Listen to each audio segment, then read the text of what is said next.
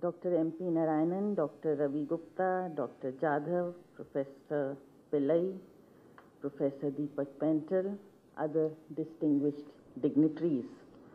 Rather than sort of giving a keynote address, I thought what might be more useful is to just share certain thoughts related to ICT in education from different perspectives. From the education side, of course, we have already got a lot of food for thought, but also perhaps with a dose from what the thinking is in terms of looking from the chamber perspective or from the industry perspective as well. To begin with, I would like to congratulate digital learning. I believe the 50 issues you completed in January, and I think they are doing a yeoman's service in taking forward such an important and critical area of digital learning in all parts of education. I'm repeating the obvious when I say that India does seem to be on a growth trajectory. Despite the financial turmoil around us, around the world, despite some of the impact that we felt, we still have managed to get a growth rate which is the envy of the world.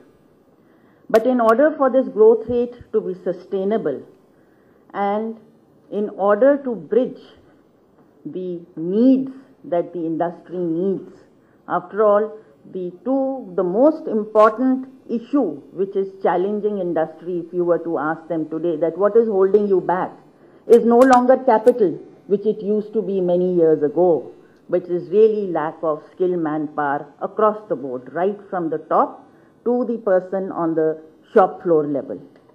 And when we look at this, we're looking at the supply-demand gap, not only in terms of need from the industry, but also on the other side in terms of meeting the national aspirations of seeing that at least 30% of our people, of the eligible student population by 2030 has access to, and mind you, we are just saying access. With access come issues automatically of quality, equity and relevance. But just that have access to higher education beyond class 12. And we are not even at this moment talking about the almost 50-60% dropouts on the way to higher education who need to be looked at differently. Now, if we are looking at this skilling gap, obviously much more needs to be done to escalate and scale up the availability of supply of educational institutions, or I'd rather like to say education per se, post class 12. If that is what we are talking about, and just hearing from Deepak Pental ji, even a University of Delhi sort of an institution, which is an institution in itself, and all the challenges that they still face, can we really scale up to the extent where we can meet the aspirations of the industry and of our people? If we have to do that, I think the only route left to us is to look at innovative methods of delivery, and those innovative methods of delivery do include and must include ICT in different formats.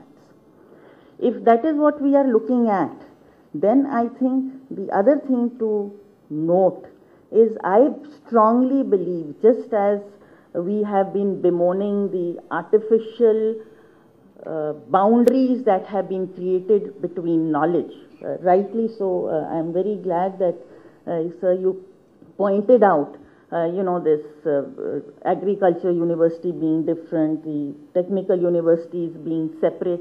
Knowledge, unfortunately, does not know these boundaries. What is worse is that even within a particular university, for that matter, we have artificial boundaries even between our departments. And taking that forward, now we have created artificial boundaries between what we call face-to-face traditional education and the so-called distance education. And I think this is one area where I would definitely like to congratulate Dr. Pillai, because I was very pleasantly surprised to find that he has been trying to create a sort of seamlessness between the two areas. But having said that, this is just one of those places where this is happening. This needs to happen across the country, across the board.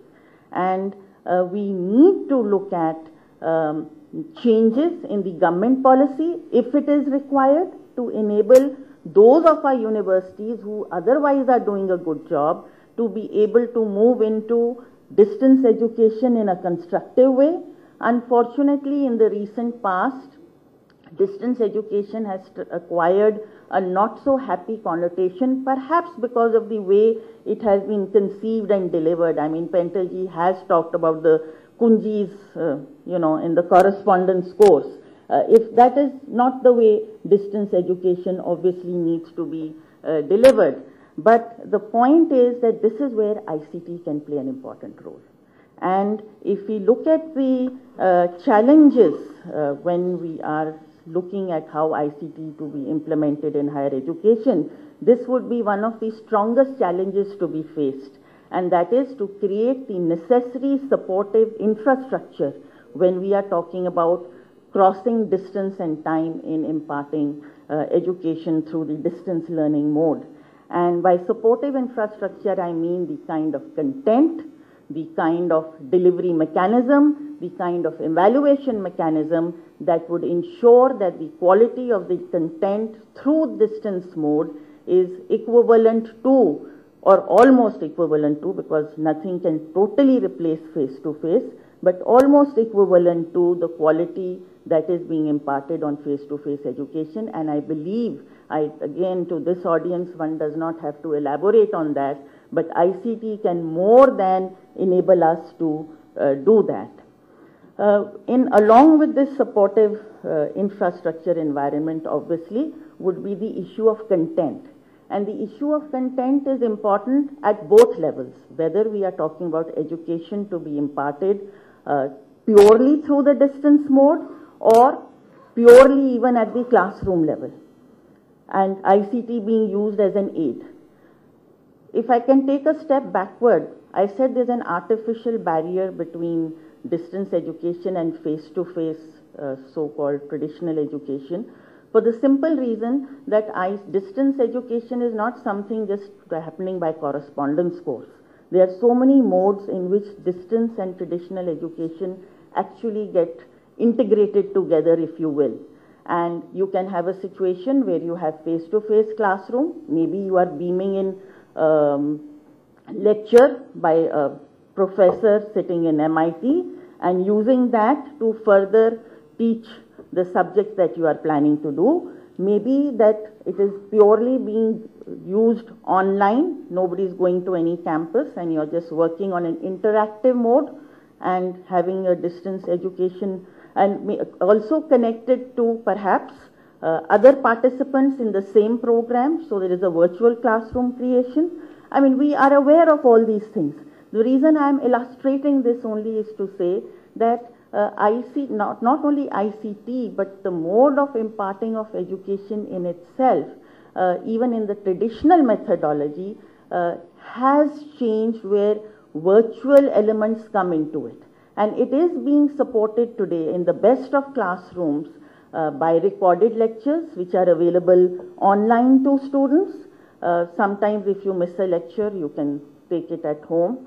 Evaluation, of course, lot of assignments being submitted online, even being corrected online, even in a face-to-face mode.